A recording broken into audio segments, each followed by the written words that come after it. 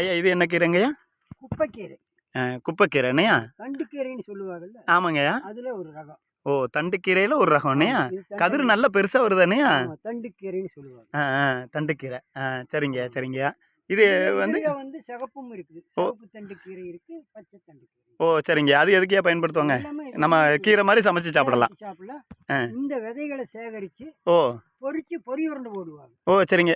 இந்த விதைகளை சேகரித்து பொறிச்சு விதைகளை பொறி உருண்டை தயார் பண்ணி அந்த காலத்துல எல்லாத்துக்கும் சாப்பிடலாம், ஸ்நாக்ஸாக கொடுத்தாங்க. ஓ பாருங்க, ஆரோக்கியமான உணவு என்னையா? விளையக்கூடியது. சரிங்க. இந்த விதையை மட்டும் அப்படியே ரெடி பண்ணி பொறி உருண்டை மாதிரி ரெடி பண்ணி சாப்பிட்ணும். ஓ சரிங்க சரிங்க. நல்ல ஆரோக்கியமான உணவு என்னையா? சரிங்க சரிங்கய்யா. முள்ளுக்கீரை அது பேர் என்னையா? தண்டுக்கீரை. தண்டுக்கீரை. சரிங்கய்யா சரிங்கய்யா சரிங்க. சரிங்க சரிங்க.